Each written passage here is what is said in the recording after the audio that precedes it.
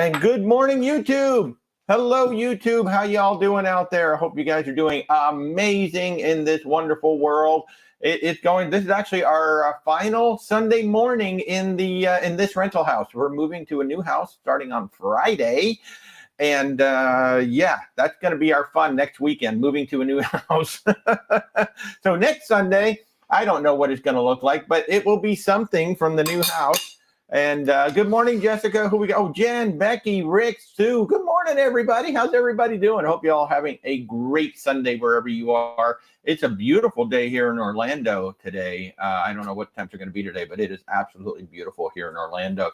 So if you are new to the channel, I am Walter, your independent travel advisor. And as always, my wife, Rebecca, is sitting right off camera.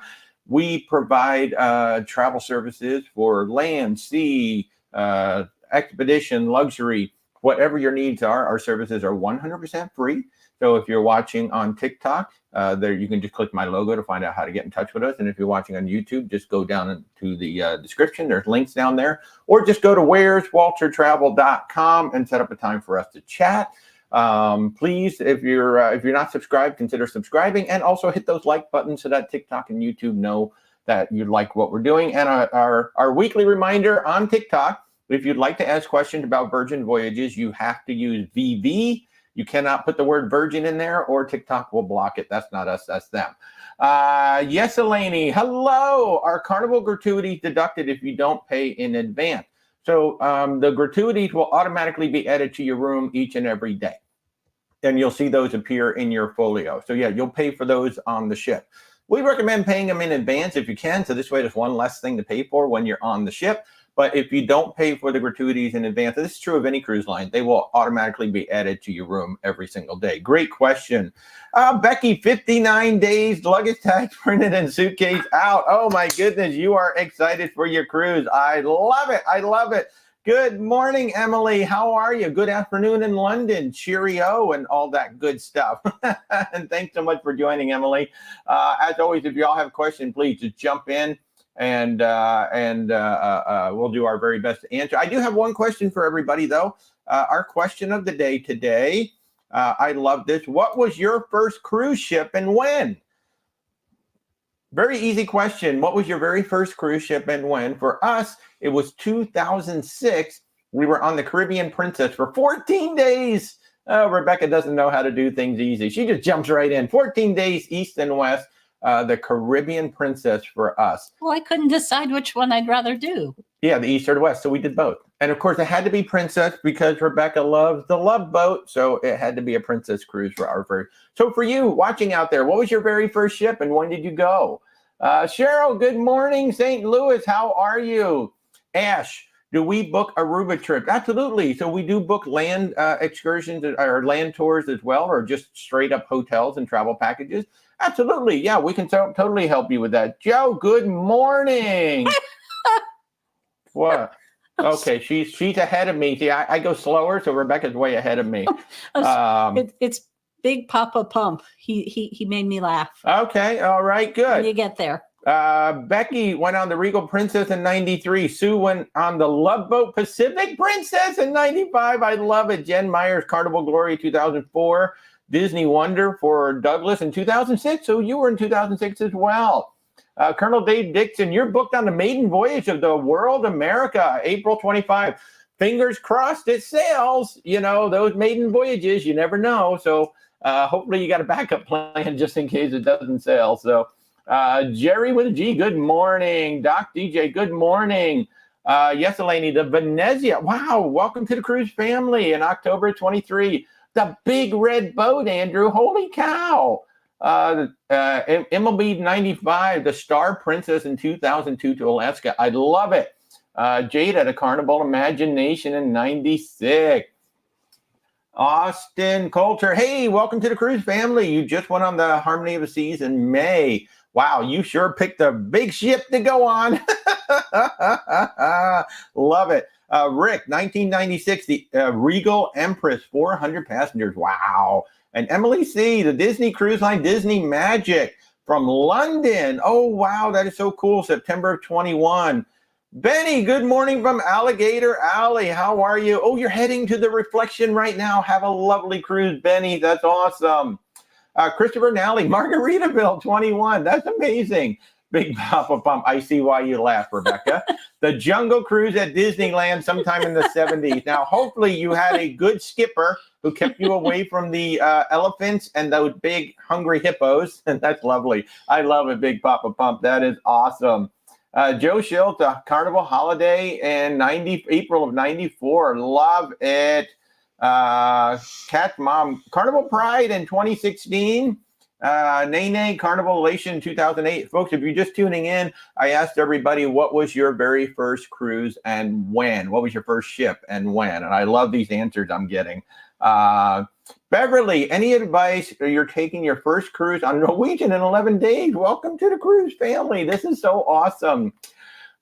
Any advice? Oh, geez. So, well, first of all, just know, make sure that you understand that a lot of these ports in the Mediterranean, you may not be close to where you think you're going, such as Rome. Civitavecchia is 1 hour away from Rome.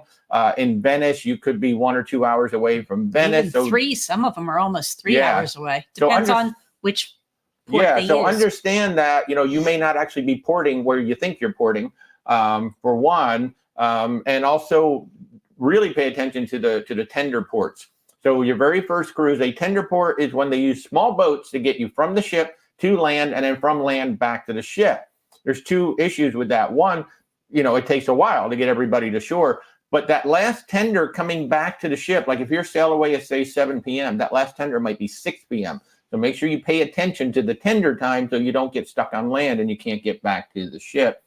Otherwise, I would say Norwegian's main dining room and buffet are average. They're good. You won't go hungry. You might not be thrilled with everything you get there, but their specialty dining is usually really on point. So, and a lot depends on what Norwegian ship you're on, too. Correct. We don't know which ship you're on, but their specialty dining tends to be really, really good. And most of all, just have a great time. Oh, my God, have an amazing time. And roll with the flow. Roll with the flow. Understand that some of your ports might get canceled just due to weather, mechanical issues, whatever. That is a part of cruising. So just roll with it. You might get a different port or you might just get another sea day. So just roll with it and have fun. Enjoy the cruise. Wow. Your very first cruise, you're going to be in the Mediterranean for 11 days. That's awesome sauce. Benny went on the NCL Dream in 83. Emily went on the Jungle Cruise in 94. Becky L is saying pay attention to ship time versus local time. I don't know how that works in the Med, if they do that a lot in the Med, but certainly in the Caribbean, we run into that a lot. Make sure you know what time is the correct time. It's almost always ship time. So make sure you know that. Jim, good morning. Have a great time on the cruise, Jim. I wish I was down there with you guys. Kurt was on the NCL Windward in 93. Well, there's one I've never heard of. Wow, that is so cool. And he's getting excited for our Sun Princess cruise. So that's a great segue to say, if y'all want to come cruise with us, this coming October, it's going to be the first one. We're going to be on the Sun Princess October 19th. It's going to be absolutely amazing for 7 days. The brand new Sun Princess with 3 sea days to really explore the ship. If you've been looking at Princess's social media, they're starting to show us the real thing. Like we saw the Piazza the other day. They're starting to show us around the ship. It's so exciting. Sun Princess comes on February 28th for sure. She is sailing on the 28th. I cannot wait to see the videos. Oh, my God. I'm so excited to see all the tours and the vloggers. I'm going to be so jealous. But we're going to get on it in October when they've had time to iron everything out. So it's going to be awesome. Good morning, Scott. How are you? Good to see you. Jim went on the Costa Daphne in 1978. Wow. Jessica, the NCL Dream in 2012. Again, folks, if you're just tuning in, I asked everybody, what was your first cruise and what was your first ship? So nice. 1969, Holmes, first cruise coming up in 149 days to Mirabilia. Awesome sauce. Christy was on the Liberty of the Seas in 22, and we helped put you there. Yay! Act Normal. Wow. Okay, I'll try. I'll very much try. Hey, Walter, happy Sunday. Just curious your opinion on the NCL Encore or the Bliss in Alaska, yay or nay? First of all, 2 really good ships. Love, those are Breakaway Plus class ships. They're awesome ships. My opinion is that they're a little big for Alaska. That's a lot of people getting on and off a ship, and Alaska ports are very small. And a lot of those features you may or may not have time to even take advantage of, such as the go-karts and all of that, because Alaska port stops do tend to be a little bit longer. And it's essentially a river cruise on a big ship because you're making a lot of port stops. So they are absolutely fabulous ships, and you will have an amazing time. For me in Alaska, I like to book people on smaller ships, so it's easier to get in and out. And the thing to know about like NCL, like when you go to Ketchikan, you don't actually dock in Ketchikan. I think you're about 7 miles or so away. So another reason why we kind of lean into Princess and Holland America and now Oceana, because they have smaller ships and they actually take you right into the actual port.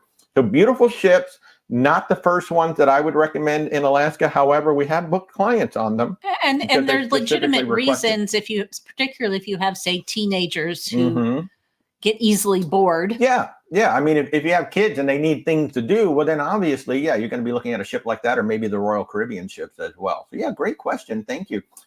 Happy to talk through it. I mean, if you want to reach out, we'll be happy to help you figure out whether you should go on the Bliss Encore, or maybe there's another ship out there. Where's WalterTravel.com. You're watching on TikTok. You can click our logo, and there's all the information in there on how to get in touch with us. Douglas has 49 days to the Carnival celebration. Oh, you're staying in a cove balcony. I love it. That's where we're going to be staying. You got one of those upgrade offers to go to a deck 15 aft balcony. Not sure if it's worth it. That's totally up to you if you think it's worth it. The aft balconies are actually my favorite on any cruise ship. I love being able to sit back there and look at the wake. So if you think it's worth it, yeah, absolutely go for the upgrade. Why not? Greg went on the Conquest in 2004 out of New Orleans. Rana, Disney Magic 2019. I love it.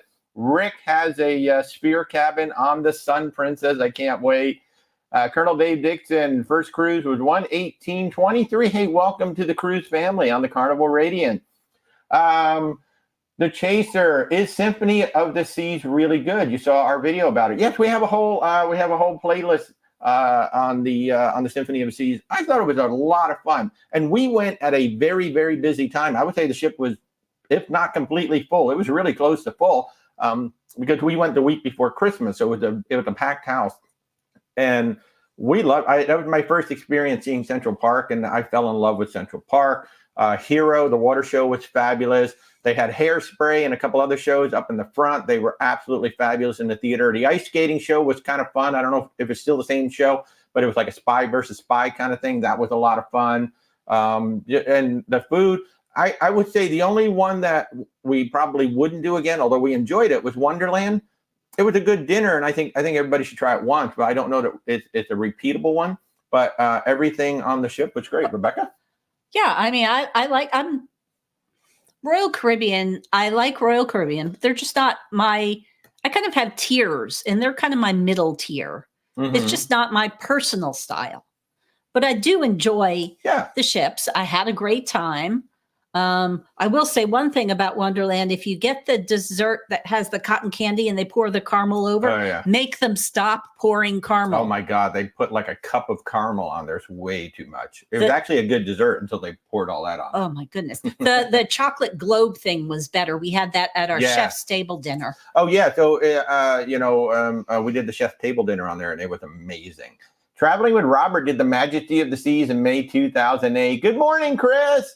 Zaka, good morning. You have 3 Disney cruises booked over the next 12 months. I'll tell you, Disney Cruise Line is an amazing cruise line. You're going to have an awesome, awesome time. Scott is saying his first cruise with the SS Sea Breeze, and it was a Hanna-Barbera cartoon cruise. I bet that was amazing. That would have been awesome.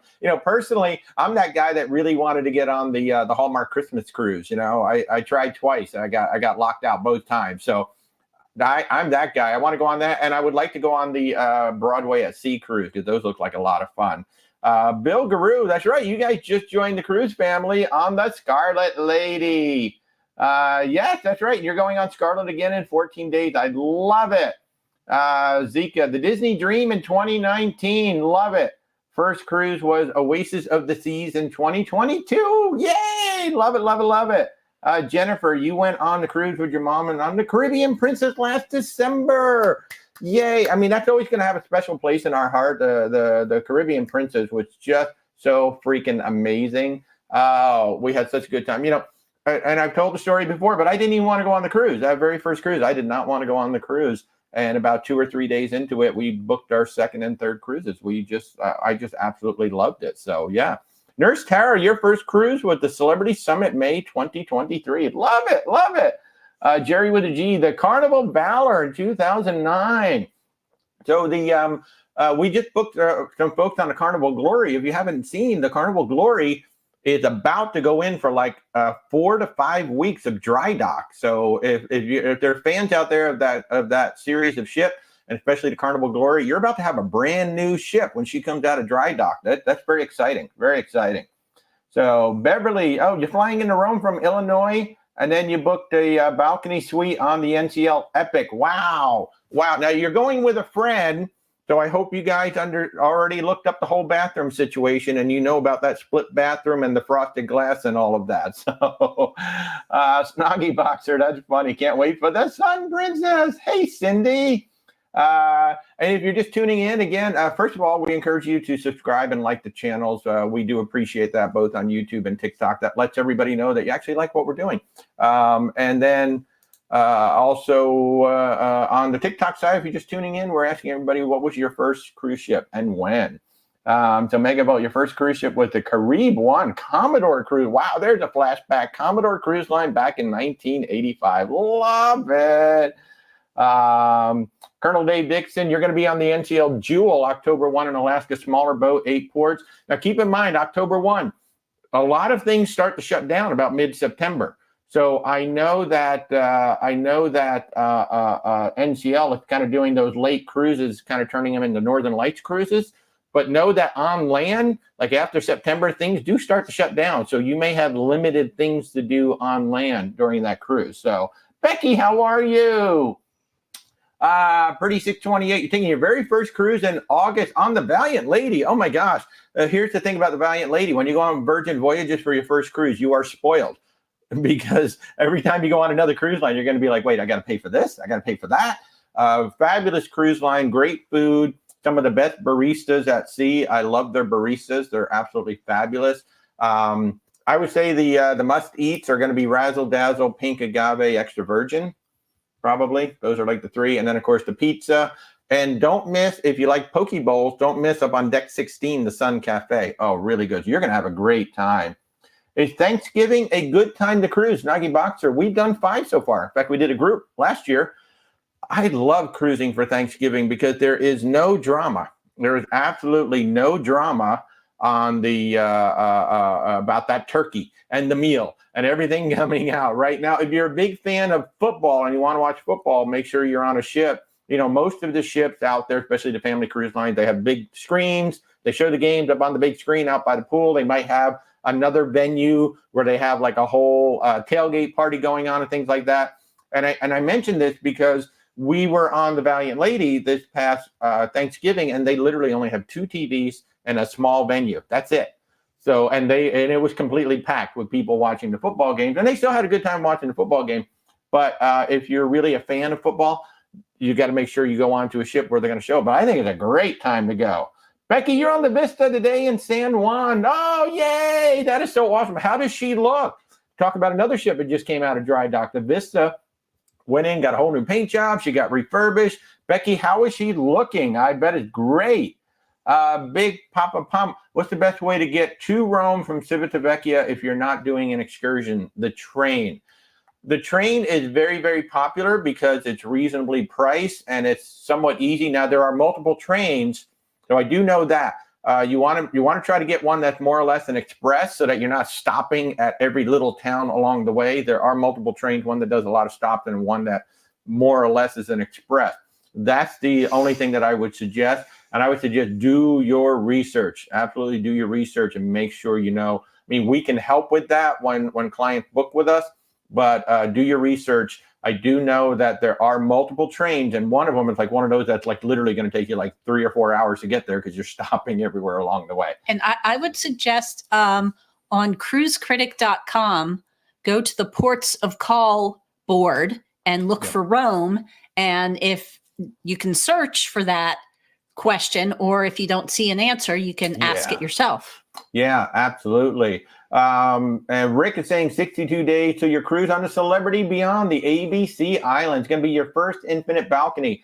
I really want to try those. I really want to try those. They look pretty cool. Nurse Tara, Thanksgiving cruises are absolutely wonderful.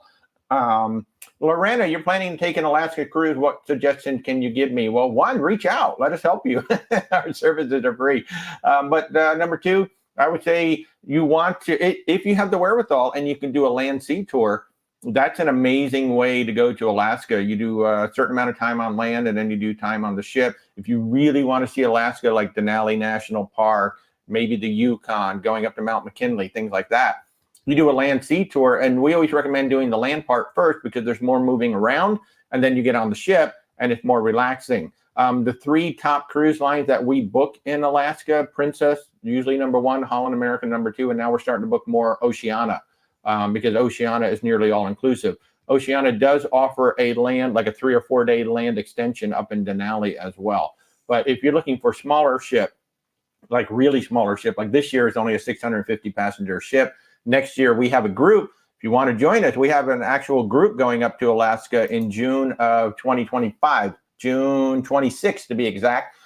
June 26th through July 8th on the Oceania Riviera. That's only 1,200 passengers, so you can come join us on that. 12 nights in Alaska. But the big thing is, if you have the wherewithal, do the land sea package. Otherwise, the one-way cruises are going to stop at more ports than the round trip cruises. So if you can go one way, like Anchorage to Vancouver, Vancouver up to Anchorage, you usually get one more port stop if you do that. Yeah. So, and again, just reach out if you want to. Where's WalterTravel.com? I don't know how many we booked in Alaska. We booked quite a few people up in Alaska right now. We've been to Alaska 2008. We're going back next year. Cannot wait. Splash Mat. Oh, good. You got the shore excursion. Awesome. Your wife and I will be on the Explorer 1. Wow.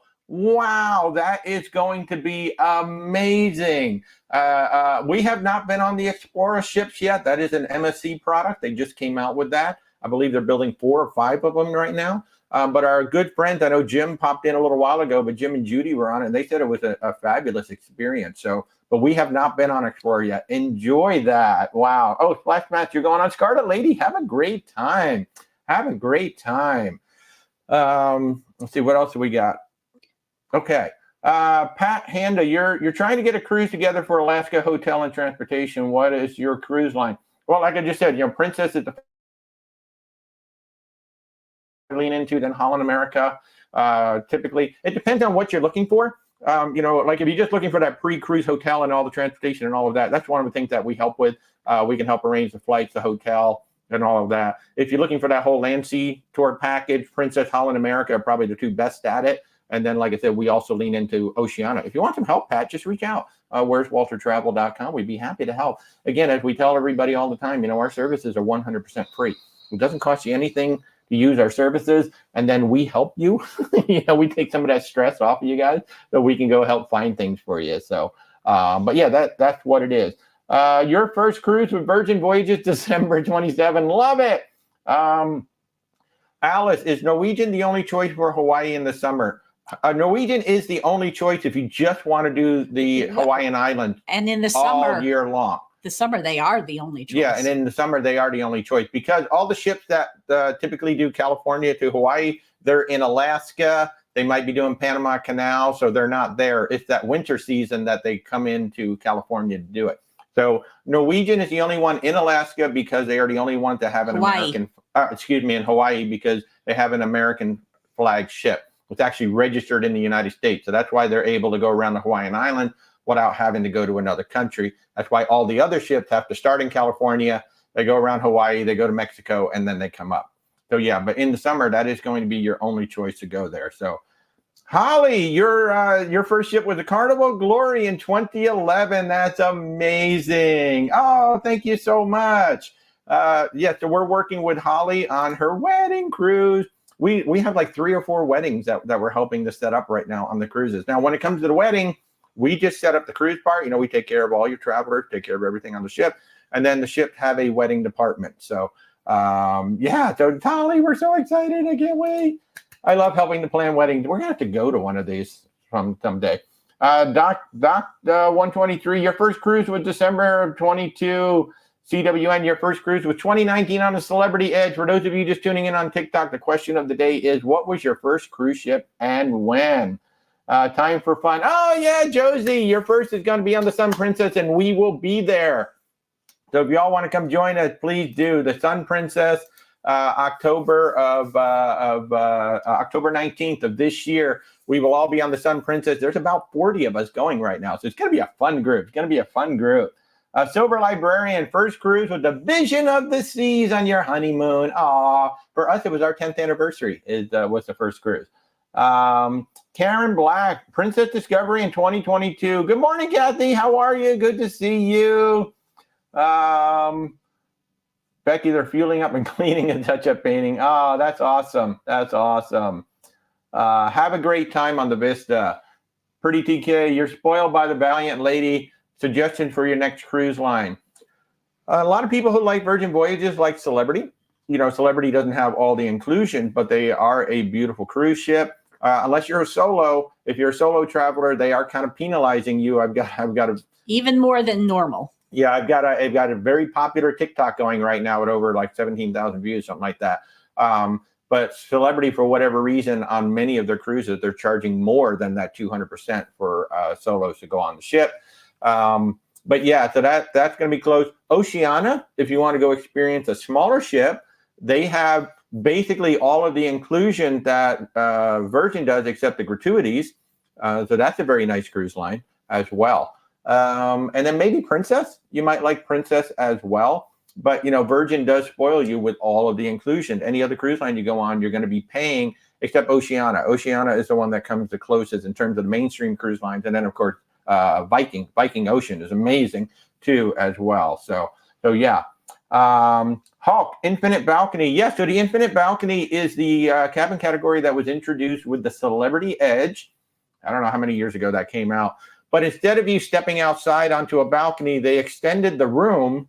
So now you essentially have a porch that's part of your room. Like a sun porch. Yeah, and you have a floor-to-ceiling glass on the end of your room. And then if you want a balcony, you lower the top piece of glass. So now it's open to the outside and you have a railing.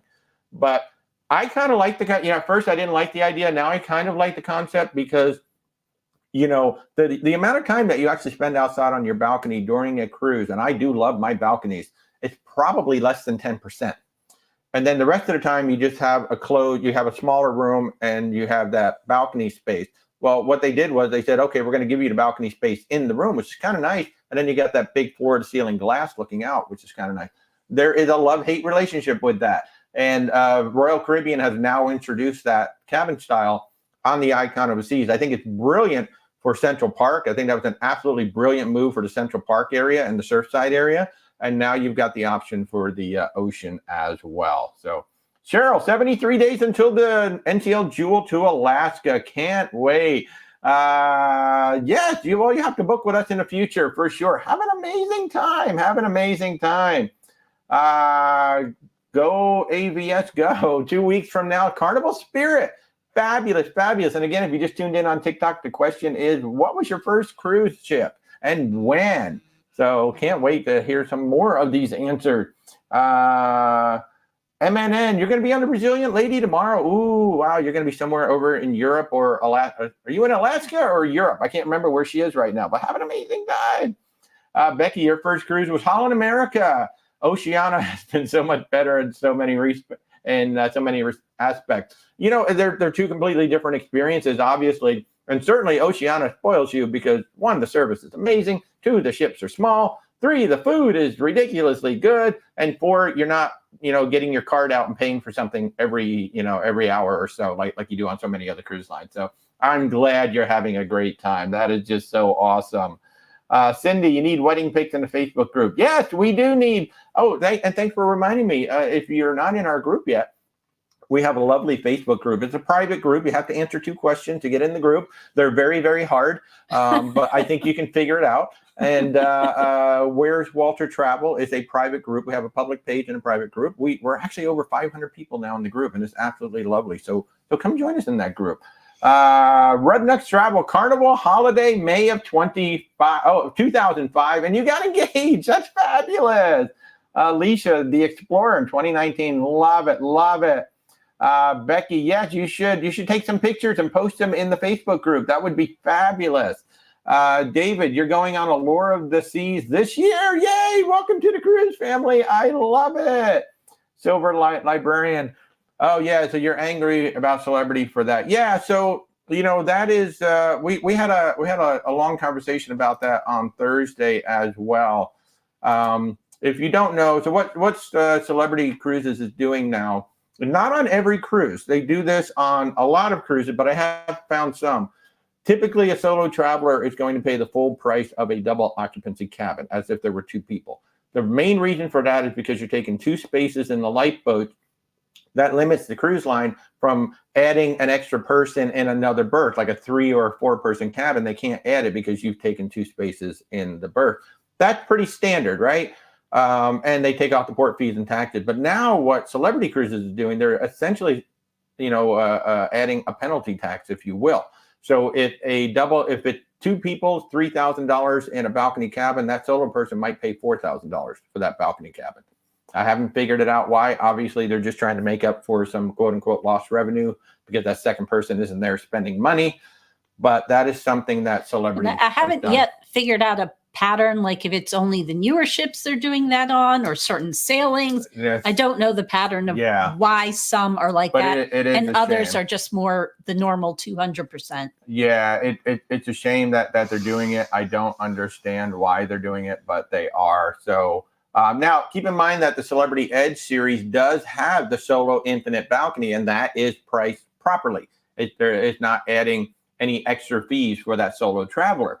And Royal Caribbean is not doing the same thing. People are like, oh, that's Royal Caribbean. No, Royal Caribbean is a parent company, but they're not doing the same thing right now. They're doing that standard, you pay the full double occupancy fee. So yeah, it is a shame. And, some of we're like looking at different options for our solo travelers as well. You got Norwegian, Oceania, even Royal Caribbean actually has over 200 solo cabins. A lot of people don't realize that.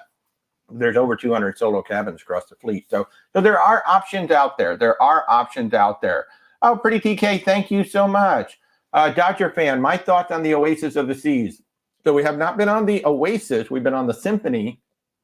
Love that class of ship. I really do. There's so much to do. It's really big. It's a lot of people. You have to realize that when you go on these big ships, if you're not a people person and you don't want to have a lot of kids running around, it's the wrong ship. Let's put it to you that way. If you're looking for like a nice romantic getaway, probably not the right ship. But it is a fun ship. There's a lot to do.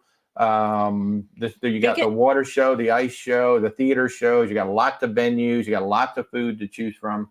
Biggest problem I can think of is their Broadway show is Cats. She's not a fan of Cats. And honestly, the Cat's the Broadway show. Cat's the creature I love. Yeah. Cats, the Broadway show. My brother-in-law was Mr. Mistopheles in the original show way back in the day at the Winter Garden Theater in New York. So I've seen Cats a whole bunch of times. It is not a show that should be on a cruise ship. It's too long. It's too slow. Although I can say easy enough to avoid if you unless you really are into that sort of thing. Everybody has their own Chris thing. Freedom in September 23 was your first cruise. Thank you. User 239, Costa Cruise Line to the Caribbean in the 80s was your first cruise. Yay. Brian Smith, cruise with the 100% first best food. I would say the two that we've taken so far, Oceania and Virgin, and then Celebrity Princess right behind that, in terms of like overall. Oh, and then Disney. Yeah, I forgot about Disney. So bearing in mind that food is very, very subjective. Very subjective. Disney is some of the top. Like if you like a really good buffet, like I want the best buffet at sea, Disney. Disney really has an amazing buffet. Celebrity and Princess have amazing buffets right behind it. But Oceania overall, for our 12 days on that ship, that was some of the best food I've had at sea. Remy is still the best restaurant I've had, period, on the Disney Fantasy. So yeah. Leah, Carnival Holiday 2007 was your first cruise. I love it. Chris is on 61 days to your next cruise, but who's counting? I love it. Cindy, Carnival Valor in 2022. I love, so many of you people have just gotten into cruising like in the past couple of years. I love it. I love it. I love it. Oh, Rick, thank you for bringing that up. Rick is pointing out that he loved Stephanie's tour of the Icon of the Seas. Her bloopers were a hoot.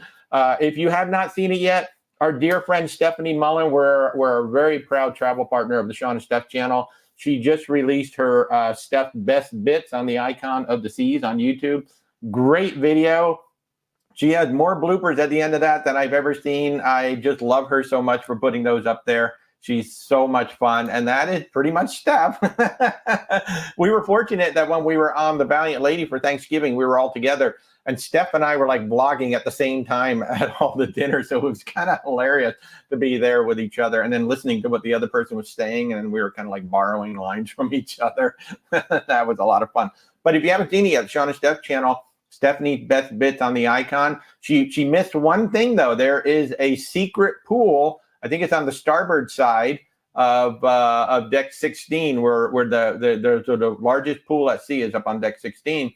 But on the other side, there's like this secret pool. And we showed Steph pictures of it when she got back. She's like, wait, where was that? I didn't see that. So, yeah, there's a secret pool on deck 16. If you can find it, it's kind of just past a Loco Fresh. Oh, don't tell them where it is. No. But it's an infinite, it's an infinity It's a small pool. It's a small pool, but it's like right up against the edge. It's really nice. But yeah, it's over by El Loco Fresh if you find it. Emily agrees with you. She likes cats, but does not like the show. See? MN Pop Edit, you're going on a Resilient Lady. Oh, Resilient Lady is in Australia until March. That's right. And then I don't even know where she's going after that. I can't keep track of where they're sending all the shit. But thank you for that. I love it. Pretty TK, you live in Florida. How can I find out about what cruise line sail out of Florida? You're new to cruising. Pretty much every cruise line sails out of Florida. Every U.S.-based cruise line. Every U.S.-based cruise. So at some point in the year. And then, so we've got Jacksonville, Tampa, Port Canaveral, Miami, Fort Lauderdale. You got 5 different ports to sail out of, with Port Canaveral, Miami, Fort Lauderdale being the primary with all the big ships. Jacksonville, Tampa will have smaller ships. So, yeah, so if you're new to cruising, just reach out. We can help you figure that out.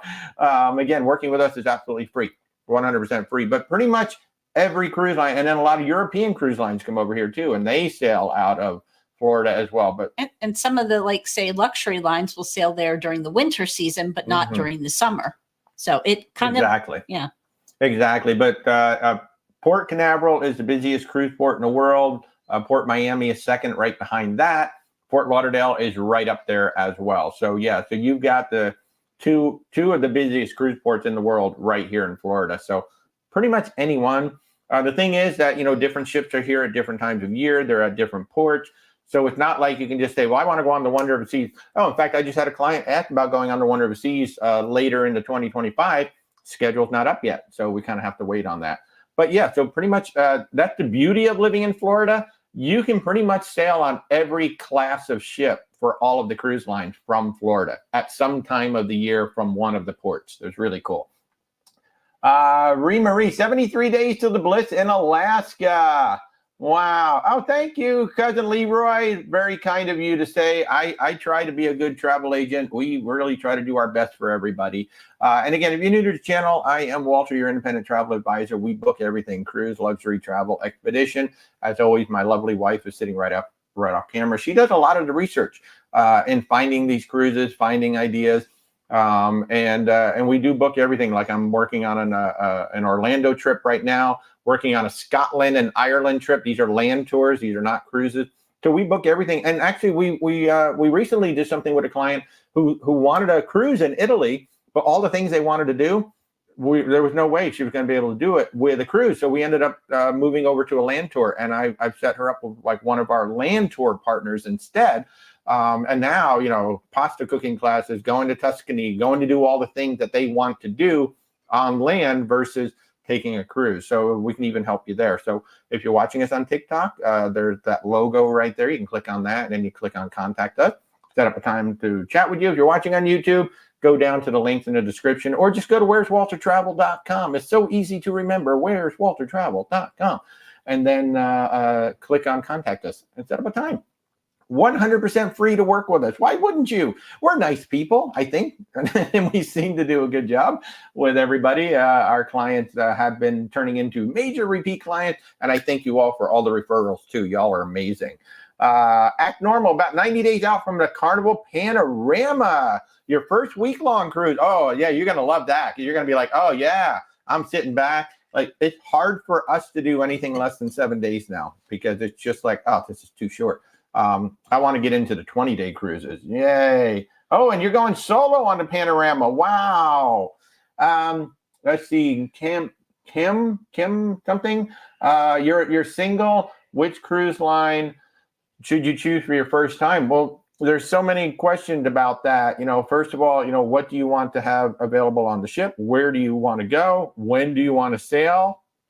Because the biggest thing about going on a cruise line is that it's not the cruise line, it's the ship, and where you want to sail from and the time of year you want to sail from, that dictates which ships we can choose from, because not every ship is available in every port. Like even coming to Florida, not all of the ships are there at all times. So, that's the biggest thing, when you start figuring that out. It's like, when do you want to sail and where do you want to sail from?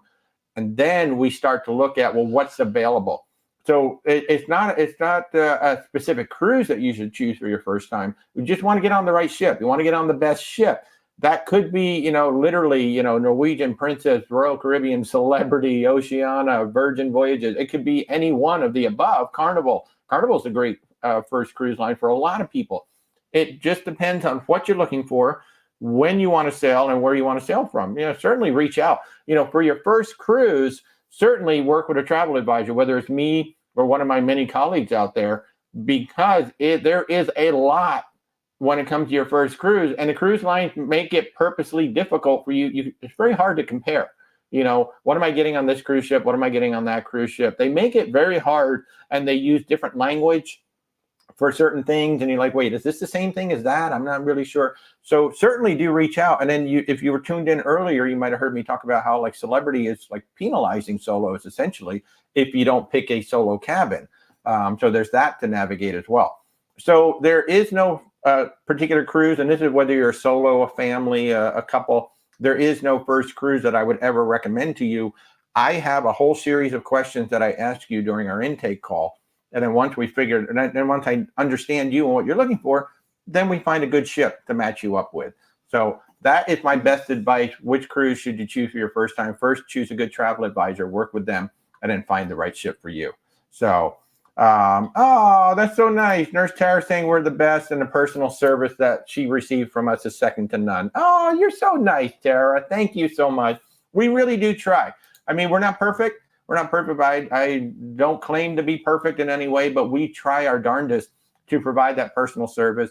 And when you do reach out to us, we don't just say, here's your cruise. We usually present 3 or 4 options to you, and we present you with a lot of information. We show you the ship, the grid. Here's everything that comes with the ship. Here's the packages that they offer. Here's what the rooms look like. So, and we show you that for all 4 ships. So this way, when we're done with the conversation and then you've got the document, you've got a lot of things to look at. And when we send you, when we send you the cruises, we actually have a follow-up call with you. So we're actually on the phone with you, walking you through the ship, telling you the differences so that you actually, it's not like we just send you a document and go, here you go, here's the ship, go figure it out. No, we like to walk you through it and help you figure out and help you understand the differences between the various ships. And if we're on the wrong track, you can let us know and we'll go back in and research some more. Exactly. Again, our services are free. We have researched time and again, cruises for people. And again, sometimes it's not even a cruise. Sometimes it's like, you know what? You're better off taking a land tour. Let's book a land tour instead. So yeah. Jazz, Disney in 2010, fabulous. Boogie Bud, Carnival Celebration was your first cruise in 1996. Marie was 1992 on Disney's Big Red Boat. Oh my God, you went on the Big Red Boat. And thank you again, Tara. First cruise, wow, the Big Red Boat. People go back and look, just Google the Big Red Boat. So that was a cruise line. It started with a P. I can't remember what the name of it. I'm thinking Pullmantur, but I don't know if that was it or not. But for a time, and the ships were red, obviously. They were called the Big Red Boat. And for a time, Disney had a licensing agreement with them, and that was the only way to go on a Disney cruise. And then Disney, of course, introduced their own cruise line, and that was pretty much the end of the big red boat. Thank you, Rick. I really appreciate it. I agree. They love their job and the people they help. Thank you so much, Rick. We try, and I try to be available as much as I can. My virtual reality, you leave in a week. Yay, that's so awesome. Robin, you booked your second cruise ever the other day on your own. You're regretting it because of your room choice. Robin, that brings up a good point. If you want to, it's totally up to you, but most cruise lines allow you to transfer your booking to a travel agent within 30 days. I think Carnival might be 14 days. One of them is 14 days. But you can transfer your booking to a travel agent, whether it's me or one of my many colleagues, and then we can go in and access the booking. And if you want us to move your cabin around, we can move the cabin, or we can give you advice whether you've got a good cabin or maybe there's some other cabins, and we can walk you through various scenarios all around the ship.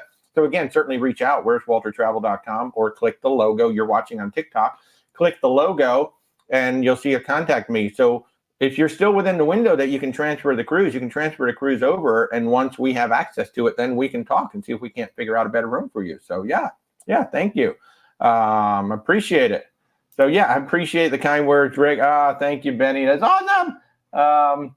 What is pretty TK? What is our go-to hotel to book for a cruise out of the port of Miami? Oh, geez, we got about 20 of them.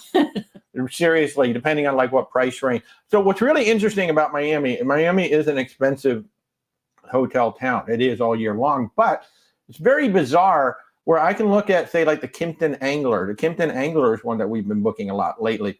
And it could be $150 a night on Tuesday and $400 a night on Wednesday. And I'm like, wait, what? How does that happen? So we have a list of about 20 of them. And I go down the line based on the actual specific days that my clients are checking in and checking out. And I just go down the line of pricing. But, the Breakwater is lovely in South Beach. Kimpton Angler, like I said, that's one that we've been booking quite a bit. There's the Villa Italia, which is south of 5th Street, which is really cute. That's off of South Beach. The Hampton Inn in Brickell. That used to be a go-to, but that one has really gone up in price of late. But yeah, we have like 20, 25, and we kind of go down the line looking at the price because it literally does vary by like $300 if you book today or tomorrow. It's just so odd. And just the same hotel, it could be $600 down to $300. It just makes no sense how just that one day, and it's not even like it's a weekend day. It goes from a Tuesday to a Wednesday and they jump the price. So yeah, so we have about 20, 25 that and I'm going to give you my one piece of Miami advice. When you go out to eat, make sure to look very closely at your bill because almost all of the restaurants add a gratuity automatically, no matter how many people are in your party. Great advice. It can be just one person. You will have, so look at the bill very carefully. And if there's already a gratuity in there, if you feel that's sufficient, fine. If you want a little extra, fine. Just don't double tip. Yeah. So that's good because they have so many international travelers and tipping is not a big thing in many European countries. So they actually, in Miami, most of the restaurants will add a tip right at the bottom. So you're going to see your total, you're going to see a gratuity, and then you're going to see the final total. So that's a good point in Miami. Always look at your restaurant bill carefully to make sure there's not a tip already added on there. So, I mean, the tip added on is fine. You just don't. Oh, yeah. Just you need to be aware so you're not double tipping. Yes, cousin Leroy, it's all my fault that I've got you booked on multiple cruises. I'm so sorry, but I wrote you a prescription for more cruises, and that's what we're doing. We're going to keep booking you on cruises. Chrissy, one more month. Oh my gosh, Chrissy, we booked that so long ago, and it's finally getting here. The Disney Wish, a birthday cruise. I love it. I cannot wait. Please post some pictures when you get on the ship in the Facebook group. I cannot wait to see. Nurse Tara is recommending, yes, transfer the booking to us. That's what Nurse Tara does a lot because she's like up in the middle of the night and she books a cruise and then she lets me know, hey, Walter, I'm transferring a cruise over to you.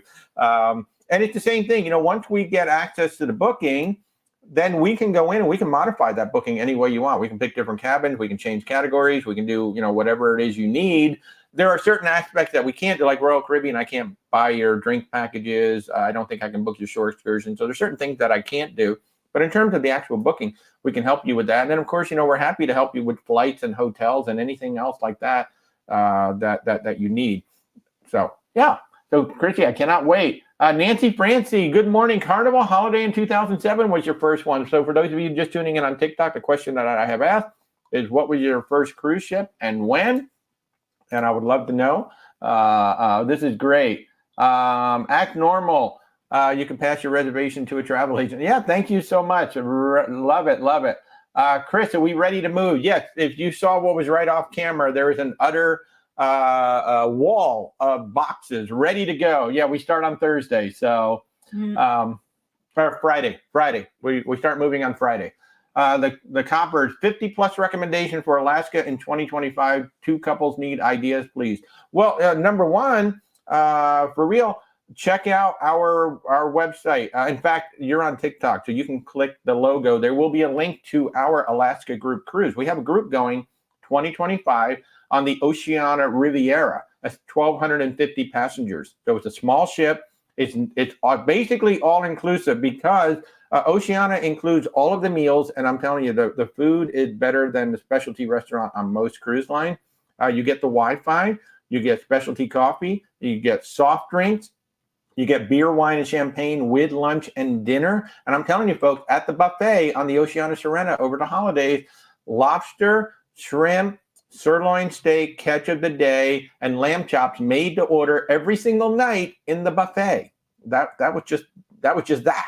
And then, of course, you had everything else. And then we had lobster out at the pool grill every single day, too. So that was amazing. But then by booking into the group, if you book a veranda or higher, you get prepaid gratuities and you get a drinks package upgrade. So you can have a drink anytime you want, not just at lunch and dinner. So seriously, if you want to join us for that, that's going to be an amazing cruise. Beyond that, Princess Holland America, absolutely, all day long. We'd be happy to help you out. Again, our services are 100% free. But Princess and Holland America, the smaller ships, and if you can, do the one-way, Anchorage to Vancouver, Vancouver to Anchorage. You will get to see more. You'll get at least one more stop by doing that versus a round trip Vancouver or a round trip Seattle. Usually you get to do at least one more stop. Or at least maybe one more glacier. Sorry. But yeah, that's where I would start looking at those two. But again, if you'd like to reach out, just reach out. Random thoughts on solo travelers. I mean, there are so many places you can go. The ones who sell solos straight up are Norwegian, Virgin Voyages, Royal Caribbean, Celebrity. We've talked about Celebrity, but Celebrity does have solo cabin. Holland America has a few. Oceania has some as well. Hey, Princess has 4. The Princess now has 4 on the Sun Princess. I mean, out of 4,300 passengers, we're like 4 of you can be solo. But even going solo on Princess is not that bad. We have 5 or 6 solo travelers coming with us on the Sun Princess in October on our group, and it's really not that bad. It's really not that bad. Pretty TK, you've never been to Miami? Oh, you're going to have a great time. If I could afford to live in South Beach, I would, but I could never afford to live there. Not sure I'd really want to. Too noisy for day to day. Tara, yeah. So you asked the waitress, and she said so many tourists did not tip. Again, in Europe, there are a lot of countries where tipping is not standard, and that's why in Miami they just went ahead and added it. So, Carly, there's a new Disney cruise. Well, there's a new Disney cruise ship. Yeah, there's a new cruise ship and a new private island. So the Treasure is coming out. That's going to be a sister to the Wish. And she's going to be doing 7 nights. And then Lighthouse Point, which is the new private island, that's opening this year too. So we got 2 things coming up. Tara, you're excited about doing a Norwegian cruise out of Italy. Oh, you've never been on a European cruise yet. That's our next step. We've been doing so many things. We've been doing so many Caribbean and Panama Canal and Alaska. Our next step is to go over to Europe. My goal, I really hope we can do this. I want to take Cunard from New York over, so we can take the ship over, and then I want to do maybe a river cruise, maybe a med cruise, and then if we can line it up, take a ship back to Florida. That is my ultimate goal, so we don't actually get on a plane for the long haul flight. That would just be amazing if we can do that. So, Becky, thank you so much. She agrees with using our services because we save you $900 off your Alaska booking when the price drops. So that's another big thing about working with a travel advisor on most cruise lines, not every cruise line, but on most cruise lines up until your final payment, if the price for your specific category goes down, because keep in mind, it's got to be your category. For instance, on the Princess cruise that Becky's talking about, there's about 8 to 10 balcony categories. So it has to be that specific category that Becky booked that went down, because when a category sells out, well, that price is actually going to go up, not down. But when your price goes down, if we confirm that the price is lower, either we can do it directly or we call the cruise line and we have your price adjusted up until final payment. Now, once you've made final payment, your price is locked. They're not going to do anything for you. They used to give onboard credit if that happened. That's becoming much more rare now that they'll even offer to do that. But yeah, up until final payment, if you see that the price has gone down or we see that the price has gone down, then we will definitely go in and have your price adjusted. So yeah, that'll be awesome. Cousin Leroy, your first cruise with the NCL Escape. And what I love about that was our very first booking. Cousin Leroy literally reached out to us, I'd say a week or two after we announced that we were becoming travel agent. And he trusted us. And Cousin Leroy was literally our very, very first booking. So we're always going to be thankful to you and your mom for that. That was just so awesome. It literally brought tears to my eyes when your cruise finally happened, like on sail away day. I was just so excited that it finally happened. So I can't wait. Can't wait to meet you guys one of these days, either on a ship or when you come to Orlando. Really, definitely want to meet.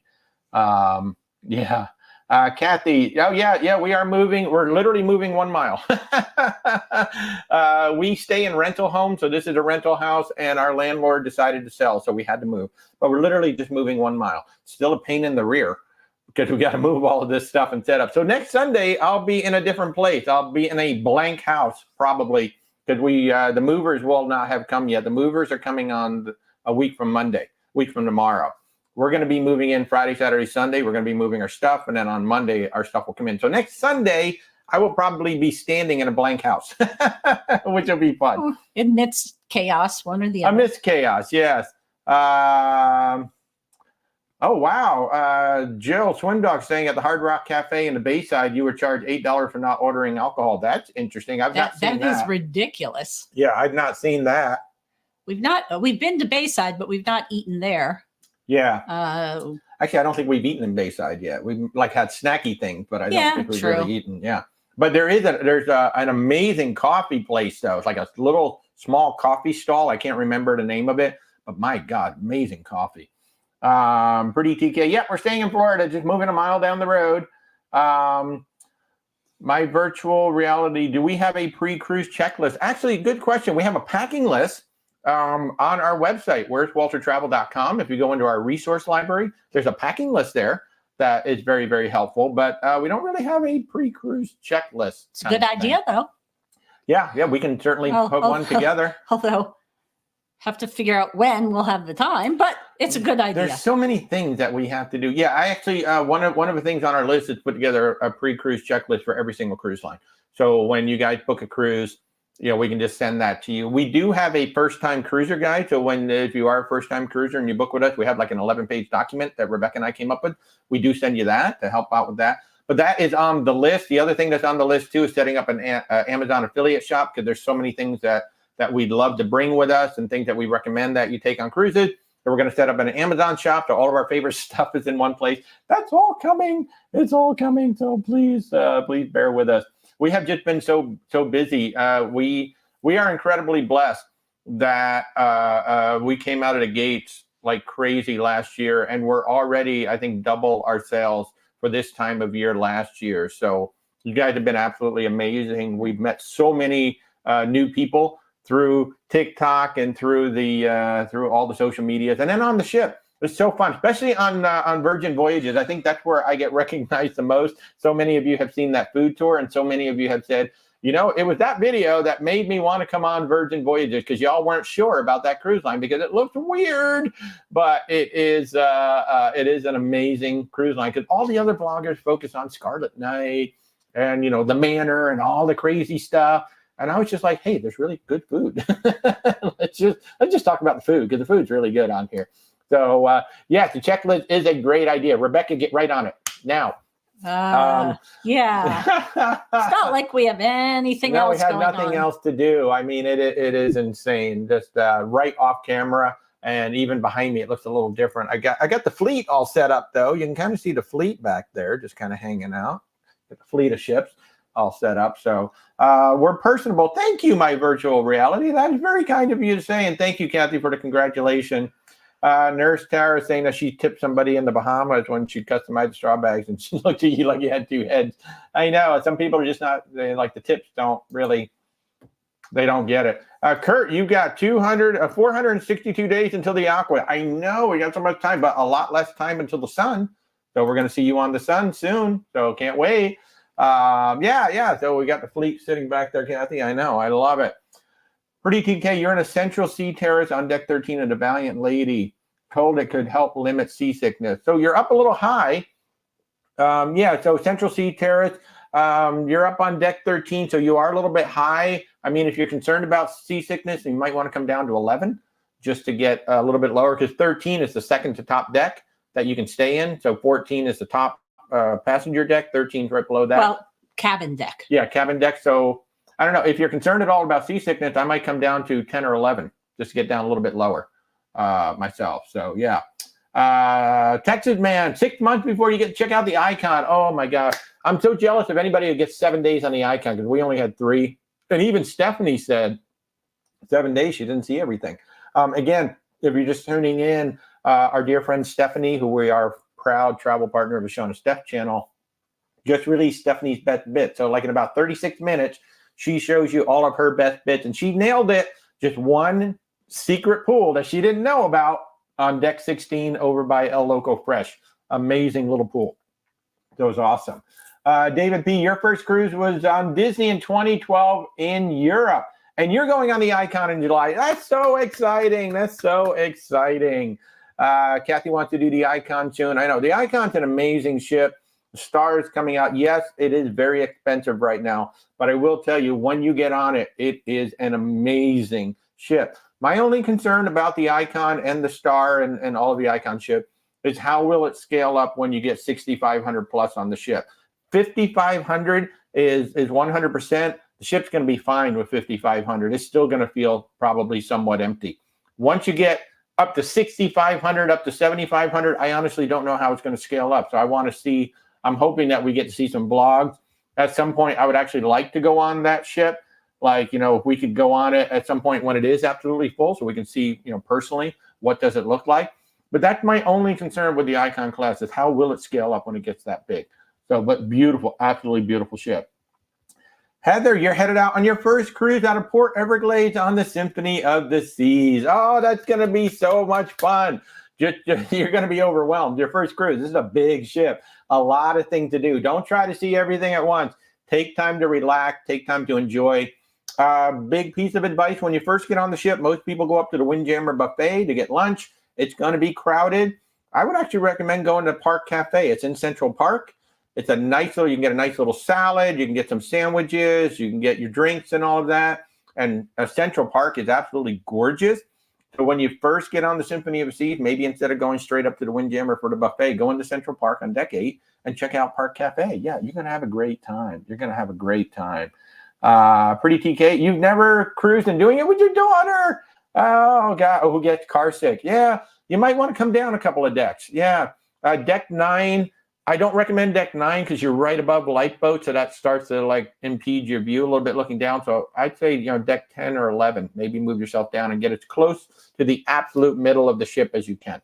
And I will say one thing.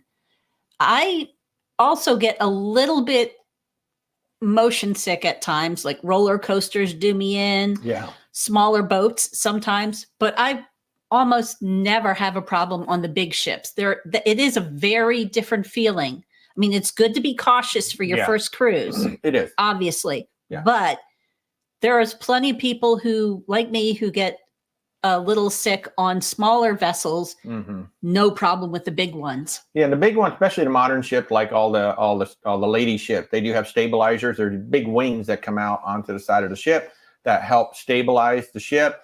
And I will say that the lady ship really do ride beautifully in the water. So we've yet to be on a lady ship in any kind of really rough weather, though. We were on the MSC Seashore most recently in December when there was a lot of rough weather coming through, and the Seashore was just brilliant in the water. She handled the water really well. So, Sarah, your husband and you want to take your two youngins on your first cruise next year. That will be awesome. Hey, reach out if you'd like. We'd be more than happy to help out because there's a lot of things to consider depending on how young they are, especially when it comes to the pool and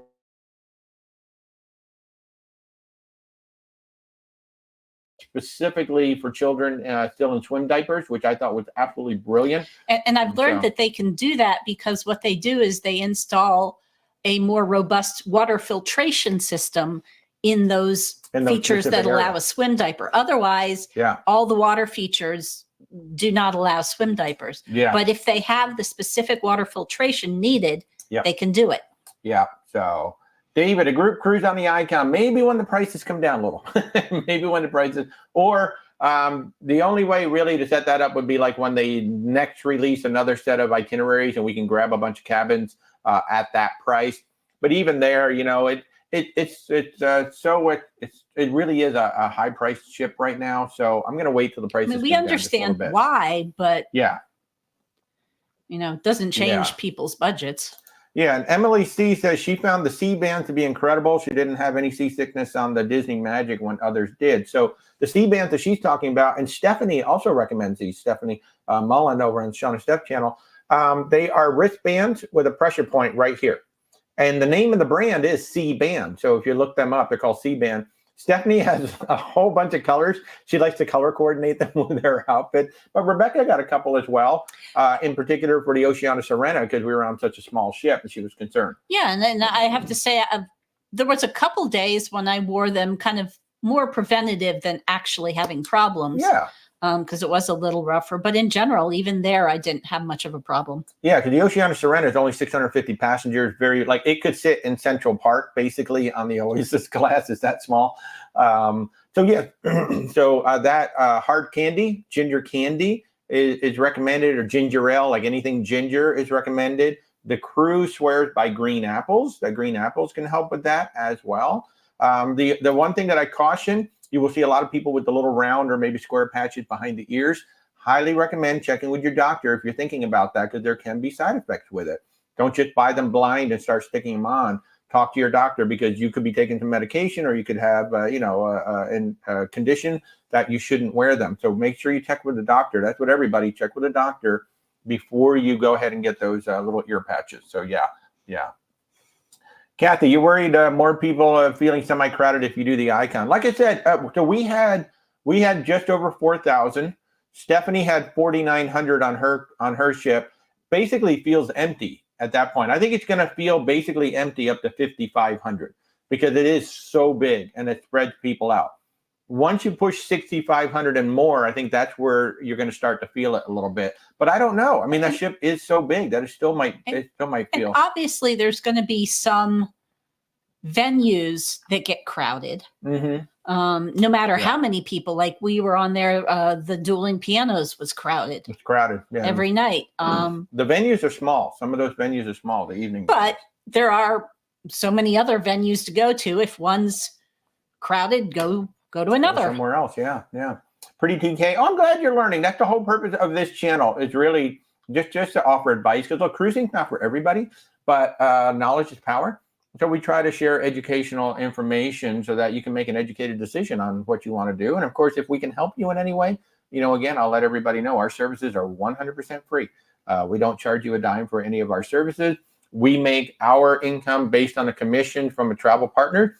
Those commissions are baked into the price. So if you book directly with the cruise line keeps the commission. If you book with us, then we get the commission and help you guys for free. And that's how it works. So happy Sunday, Desiree. Good to see you. Thank you so much for joining us. Texas Man, will the star be identical to the Icon? As far as we know right now, the one thing I'm wondering is, will that pearl be there as well, or will that be something different on there? But as far as we know right now, she will be identical.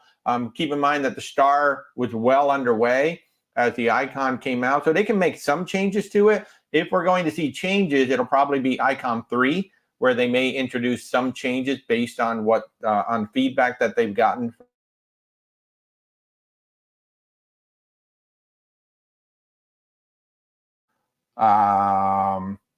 Tony Wojo. Oh, it looks like we blanked out for a second there on YouTube. So hi, YouTube. We're still back. We're here.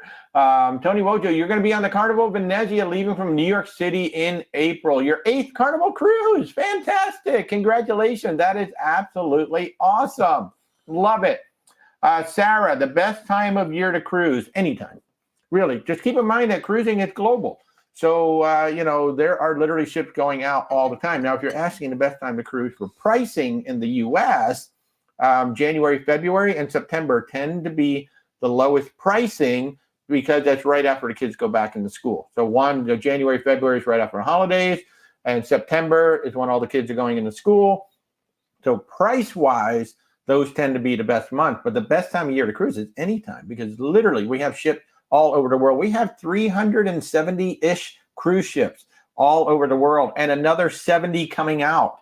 So at any time, anywhere. And in fact, you know, I haven't even talked about my bucket list cruise that we just sent to a few clients that we just found out about. I didn't even realize this existed. If you want to go see the Northern Lights, oh my God, Hurtigruten, their Coastal Express has an amazing Northern Lights adventure. This is a land sea adventure, just like Alaska. This one is 17 days. You're going to stay in the Igloo Hotel. You go dog sledding. You go to the Sammy Museum. You go to Santa's Village. I know him. And then you get a Northern Lights cruise. And the Northern Lights are guaranteed. Hurtigruten guarantees that you will see the Northern Lights on any 12-night or longer cruise from October 1 to March 31st in Norway. So we just sent this to a couple of our clients, but we're now booking. They have, I think, 18 cruises between December of 2024 this year and March of 2025. They have 18 departures on this. 17 days, you're going to be in Finland and Norway, and you are guaranteed to see the Northern Lights. And you're going to go dog sledding. You're going to stay in the famous Igloo Hotel. You're going to go to Santa's Village. I want to do this so bad.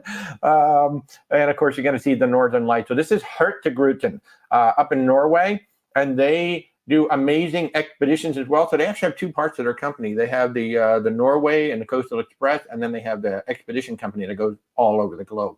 This is the Hurtigruten Norway side, and actually we're going to have Lynn Wilson from Hurtigruten is going to be coming on the show on a Thursday night soon, probably in March or April, to talk about this specific thing and then all the other itineraries that they offer in Norway as well. So if you want to learn more about Hurtigruten and their expeditions and their Northern Lights, just reach out. Oh my gosh, I'm going to be doing a TikTok on this soon too to tell you guys more about it. So, yay.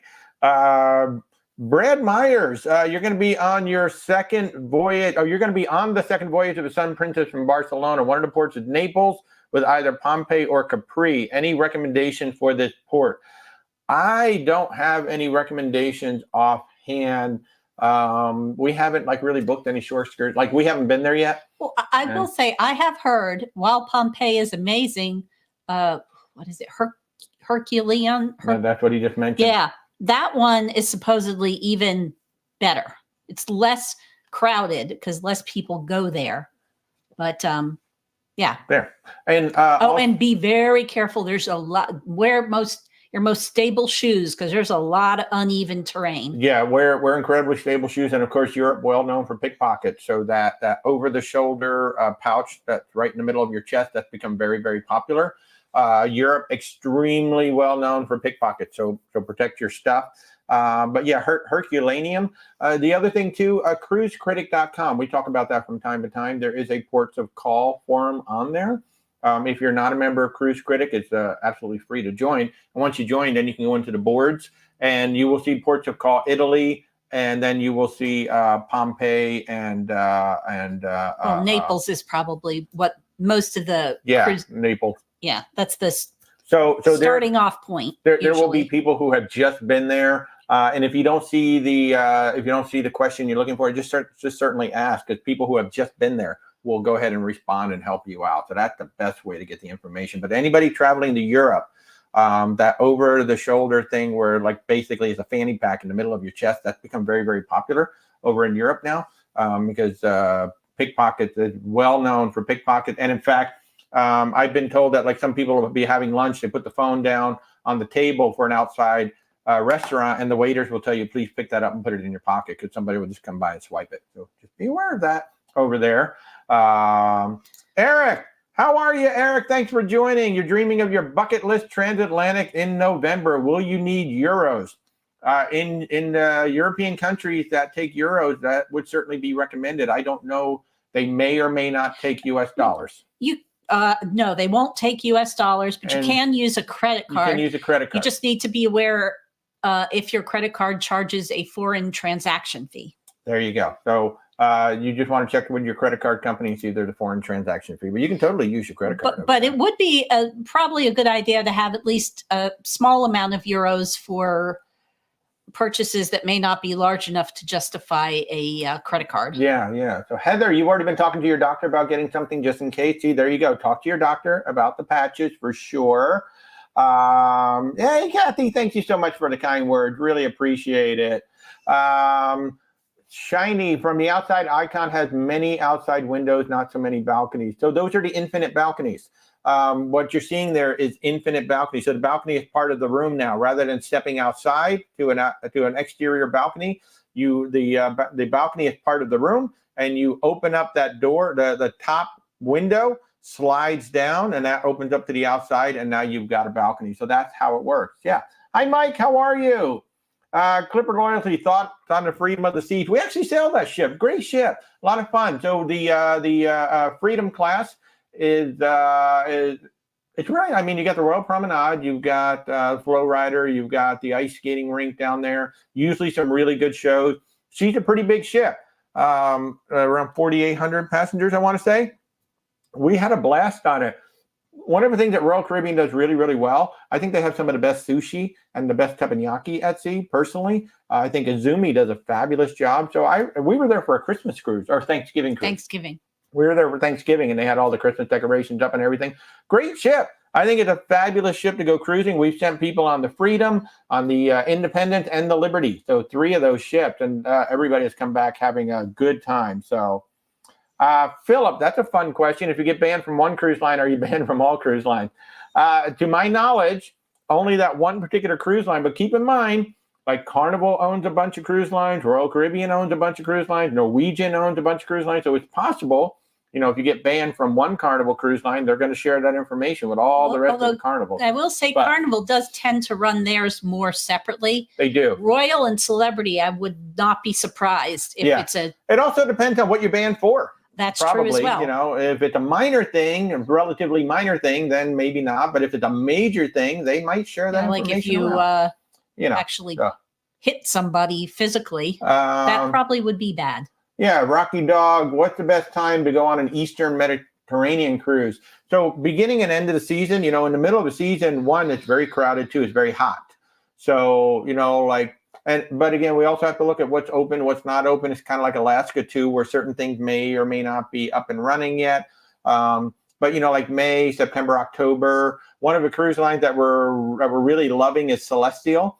If you want to go to Greece, so Celestial is a family-owned cruise line, and they're small ships, very small ship. I think they have 2 of them right now, maybe 3, but they do really nice Greek itineraries. And now they just announced, I think they're getting another ship. They are going to start expanding into the Mediterranean. So I don't want to say it's a no-frills cruise line, because they do include a lot of stuff, but it's not like, going on a ship that has all these amazing shows and everything like that. It's all about the itinerary when you go on Celestial, so that's a lot of fun. Maggie, you're cruising in November. When do you need to buy your travel insurance? So if you're getting independent travel insurance, for the most part, you can get it pretty much right up until the cruise. But if you don't get it within 14 days of making your deposit, generally pre-existing conditions are not going to be covered. And you might say, well, I don't have any pre-existing conditions. You may not know that you have pre-existing conditions. If, say, your parent has a pre-existing heart condition and they die from a heart attack, that may not be a covered reason to cancel your cruise. Yeah. Because that's their pre-existing condition. Right. So you can get it at any time, pretty much. But if you don't get it within 14 days of the deposit, any pre-existing condition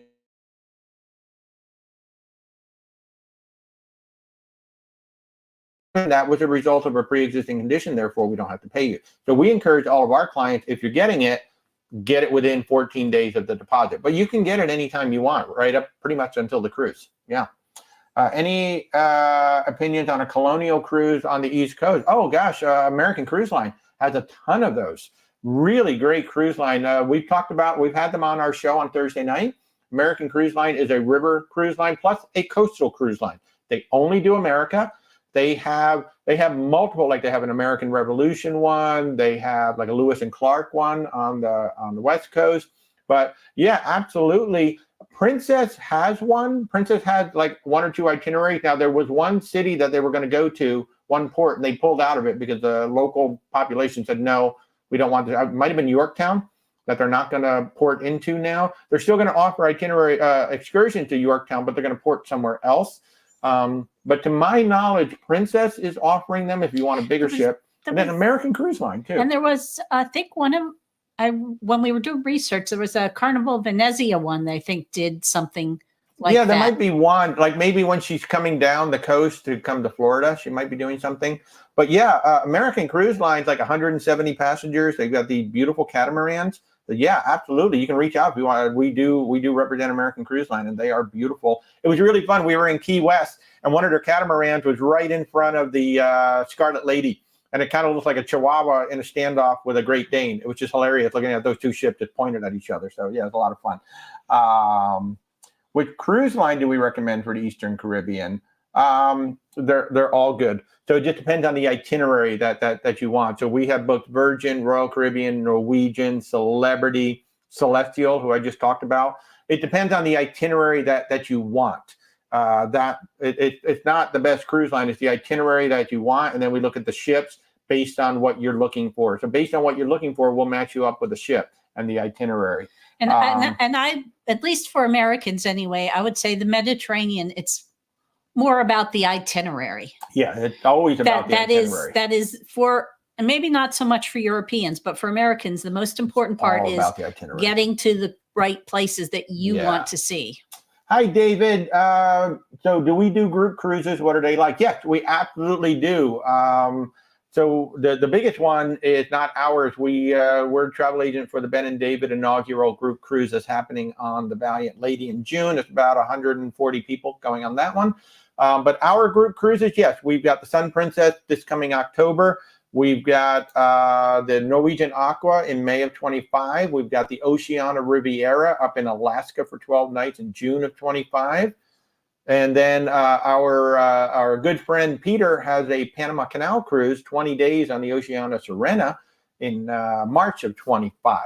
So basically, we get extra amenities for you guys. In the case of the Norwegian Aqua, we did have cabins at 15% off. I believe we've gone through that entire inventory. And but basically, we try to get some extra perks, like on the Oceania Riviera. The prepaid gratuities are included, and the drinks package is included. So that's like a drinks package upgrade. Yeah, it's a $1,200 add-on that we got added in just for booking in the group. On the Sun Princess, we have $100 onboard credit that we're adding. On the Norwegian Aqua, we're adding $100 onboard credit, and those who book while we still had the inventory got the 15% off. And then we're planning to do some group excursions as well. So we'll offer that to everybody. That's not included in the price. That's an add-on if you want to go ahead and join us on a group excursion. So we'll be doing that. So that's how we do it. Yeah. So if you go to where'swalter.com, there's also a link, I believe, if you click on my logo on TikTok, to the group cruises. But on my website, there's a button there that says group cruises, and you'll see all the ones that we currently have.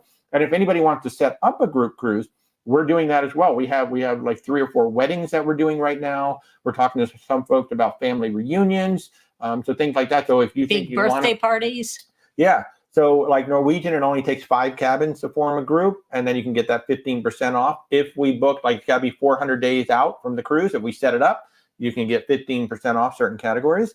Royal Caribbean, we can get some amenities. Like everybody, you can generally get some amenities. Norwegian is great because they offer that discount. They're the only ones really that offer that discount like that if you set it up far enough in advance.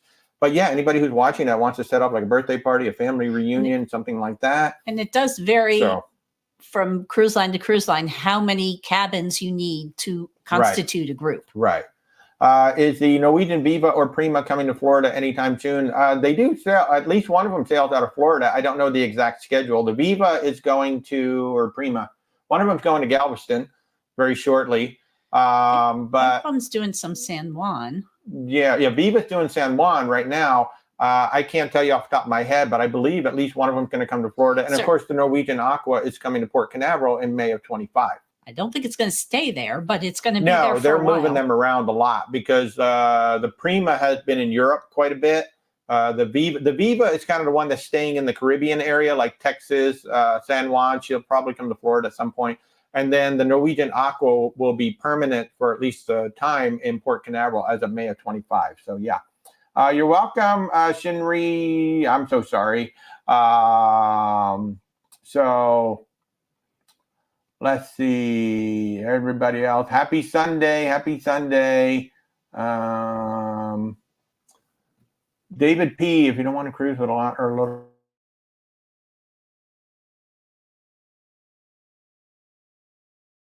And voyages right off the bat, that is 18 plus. Oh, we lost the connection again. So this is so weird.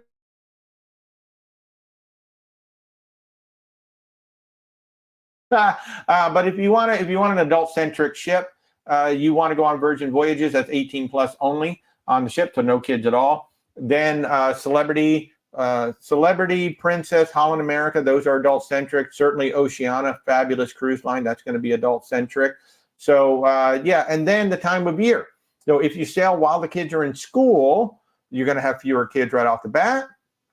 And if you sail longer itineraries, things that are longer than 7 days, like actually longer than 7 days, the ship is going to leave port and not come back for more than 7 days to home port. Those tend to attract fewer families with the kids. And if they do, they're going to be the real little ones. So that's it. So Virgin Voyage, and of course, Viking Ocean. Viking Ocean is also 18 plus only. So those would be some of the options. So Texas Man, so if you've done the deposit for the Icon of the Seas in October, is it too late to switch it over to you? Yeah, 30 days for Royal Caribbean to switch the cruise over to us. So they'll take good care of you. They'll take good care of you. No next problem. Time. Yeah. Next time we can certainly help you out if you'd like.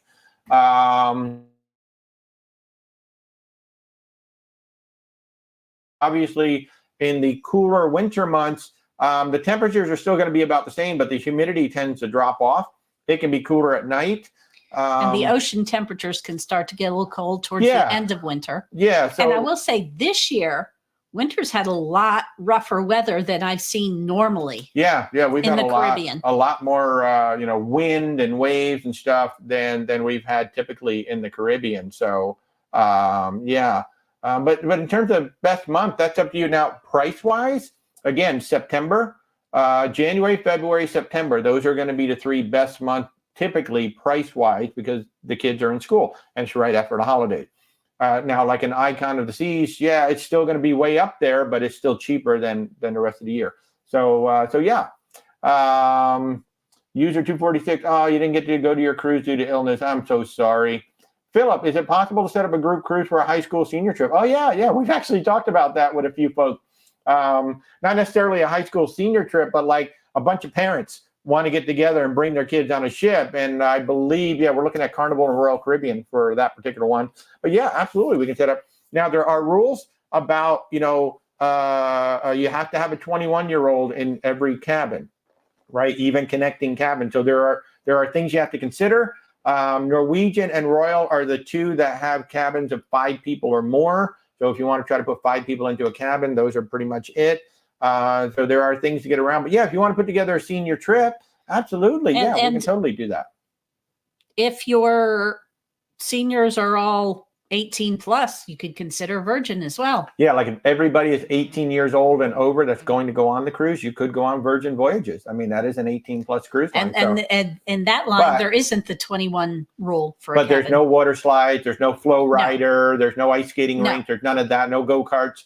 So like if the kids want a lot of things to do like that, Virgin can be the wrong cruise And the parents need to be aware if they're letting their 18 to 20-year-old go on Virgin that once they are in international waters, they will be permitted to drink. Yeah, they will. Ryan, is February the best month to book a cruise? I mean, to actually sail. So January, February are good months, typically price-wise in the U.S. Typically price-wise in the U.S., January, February are good months because it's right after the holidays.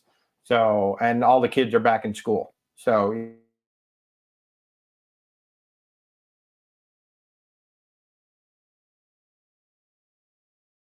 the holidays, it is almost always during school time. So, man, we're having a lot of connection issues today. I guess I should have restarted the router before we started the show. So sorry about that.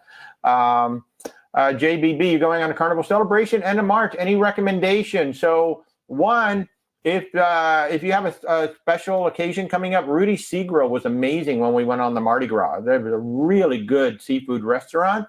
Shack Chicken, be very careful. It's very addictive. It is so good, very addictive. Street eat, my favorite thing was the grilled meats. I was kind of disappointed with the fries and the bao buns, but the grilled meats were good. Blue Iguana is fabulous. And then the adults only area, the Serenity area up on deck 19, all the way in the front. It has it's 21 and over. It has your own pool. And for lunch, they have a really nice salad bar set up there, so you don't have to go back to the buffet and things like that. Oh, and the pizza's really good. Pizza blew me away. Best coffee at sea is the Havana Bar. Cuban coffee, absolutely amazing. So you're going to have a great time. PMAT, you snag an aft-facing suite on the Enchanted Princess in April. Are you going to like it? Oh, my God. My favorite cabin on any ship is aft-facing. So if you've got a suite facing the aft, I think you're going to love it. Pretty DK, what shows do we recommend on the Valiant Lady? Well, certainly Dual Reality. That's it, Dual Reality. It's their take on West Side Story, Romeo and Juliet. It's actually a really interesting show. Around the World in 80 Minutes with the Diva. Now, we've only seen it with a woman named Carlos. She was fabulous. So that's a lot of fun. And then beyond that, Untitled Party Dance Thing. It's kind of a weird little thing. You might like it, you might hate it. And Ships in the Night we've never seen because they've never performed it when we've been on the ship. But definitely Dual Reality is good. And check out On the Rocks. It's the whiskey bar. I don't know where they find these music acts, but they usually have really good singers and like trios and quartets down there. They're absolutely amazing. And I know you had mixed feelings about the ship show as well. Yeah, the ship show. We saw the ship show as part of. So I'm a top 100 Virgin Voyages sales agent in the United States, and they invited us onto the ship, and they did a different version of the ship show. The acts for the ship show were great. I hated the announcer. I mean, I just flat out hated the announcer, and it wasn't his fault. It was the character that they created and the script that they did. They tried to make him like this smarmy little 50s over the top talk show host or game show host. It was awful. That was awful. But the show itself, all the acts within the show were absolutely fabulous. So, yeah, Rick, thank you. So Rick is saying that the Prima's out of Galveston, and he loved the Dual Reality as well. What can I tell you about the Norwegian Breakaway going out in May, Barcelona to Venice? So the Breakaway has that lovely ocean front down on deck 8. That is our go-to to hang out on the ship. The main dining room buffet, you're not going to go hungry, but you may not be like thrilled with what you get. But the specialty dining is where Norwegian really shines. And I don't know how much you're going to be doing like trivia and games on board because you're going to be off the ship a lot. But their cruise director staff tend to be really, really good with that stuff. So, Rob, what's our experience with upgrade bidding on NCL? So upgrade bidding on any cruise line, there's one big thing to understand. When you bid for that upgrade and they take it, you are automatically like you're out of your cabin and you're wherever they want to assign you. And if they consider it an upgrade, then that's where you're going. Now, you might be in a quote unquote better cabin, but you might be in a worse location on the ship. Like you could be above the theater, above the nightclub, below the nightclub, somewhere like right below the pools where all the noise is going to be. There's a reason why some of these cabins are still available because smart people don't book them. Now, not to say that's going to happen, but that could happen. So, and definitely if you have put two cabins together deliberately, do not do the bidding upgrade because there is zero guarantee that you will have cabins together. It won't happen. Oh, you're bidding to the Haven. Yeah, I mean, the Haven, there's no bad cabins in the Haven. So if you want to bid up to the Haven, absolutely. That's a different story. But like if you're trying to bid from an interior to a balcony, yeah, you might get a balcony, but you might be in a terrible spot on the ship. But yeah, bidding up to the Haven, there's really no bad cabins in the Haven, so you'd be good. Pretty TK, did you do the dinner show? That's the show on the Valiant Lady. That's the show I was just talking about, the ship show. The acts themselves were great. I hated the character of the announcer. Absolutely hated the character of the announcer. It wasn't the actor's fault. It was the character that was created and the script that was written for him. And you had mixed reviews on the food as well. Yeah, the food. You want to have dinner before or after. The food is not that great. Apparently, it was improved, but it's not that great. So, folks, it is 12 o'clock Eastern time. I have to go because I have clients. I've got 4 or 5 calls today that I need to get ready for. You all are awesome. So we're going to be back on Thursday night on YouTube, only 8 p.m. and 9 p.m. Eastern time, doing another Cruise Chat Live. We'll be back here 10:30 a.m. Eastern time next Sunday from our new house. Barring any catastrophic problems. Yeah, any catastrophic problems. So, guys, again, we are Where's Walter Travel, where'swaltertravel.com. Just reach out. Our services are 100% free. We can help you with cruises, land tours, luxury, expedition, whatever you guys need. We can help you out with that. So, hey, everybody over there on the YouTube side, you have an amazing rest of your Sunday. We'll see you Thursday night, 8 p.m. Eastern time.